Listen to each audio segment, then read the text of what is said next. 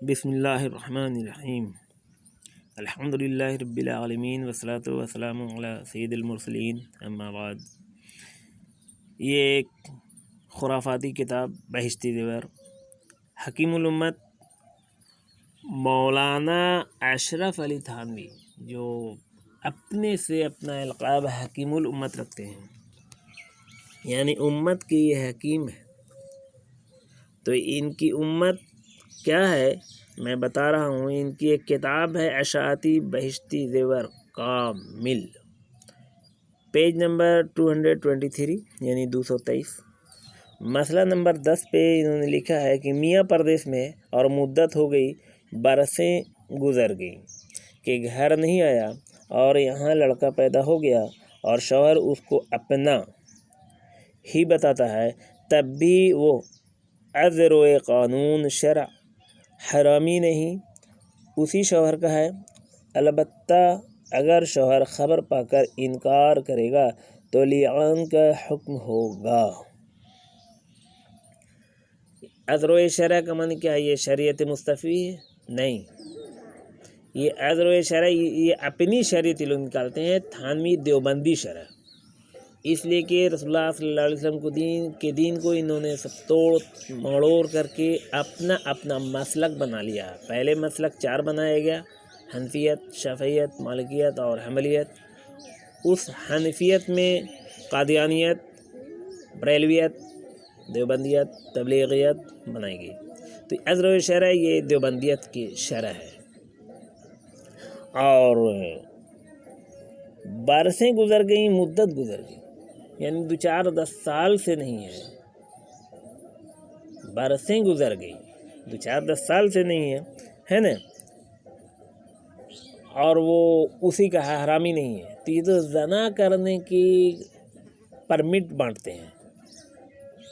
اسی کتاب بہشتی زیور میں ان کا بہت سارا خرافات ہے کہ اگر کوئی شخص ساس کو شیوت کے ارادے سے چھو دیا تو بیوی حرام ہو جاتی ہے، بیوی کو طلاق دے دے۔ اگر کوئی شخص غلطی سے بیٹی کو چھو دیا شہوت کے ارادے سے تو بیوی کو طلاق دے دے۔ اگر کوئی سوتیلا بیٹا ماں سے زبردستی سیکس کر لیتا ہے تو اس کا باپ اس عورت کو طلاق دے دے، یعنی کہ کھیت کھائے گدھا مار کھائے جولہا۔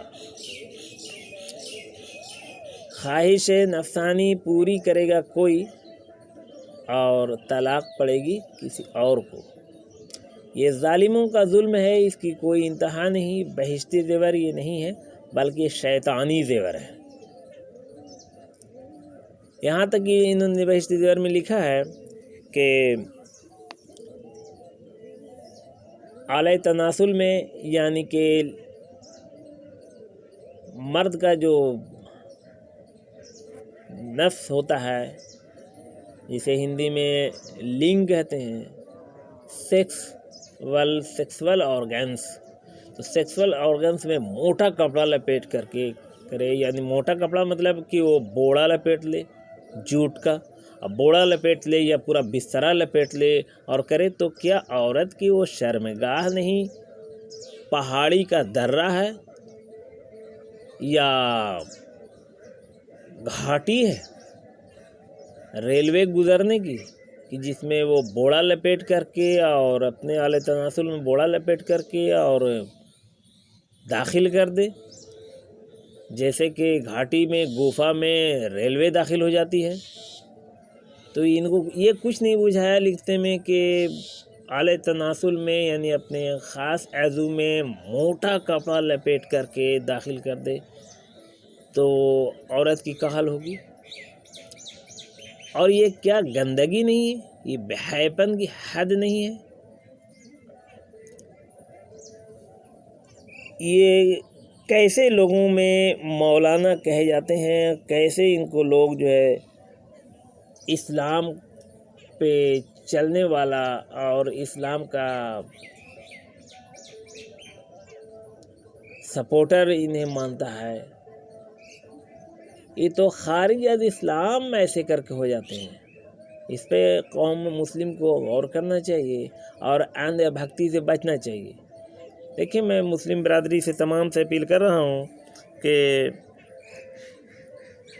اسلام کے پہلے تو پرخچے کیے گئے 4 امام بنا کر، اور 4 امام کے نام پر دین کے 4 ٹکڑے کر ڈالے گئے، حنفیت، مالکیت، شافعیت اور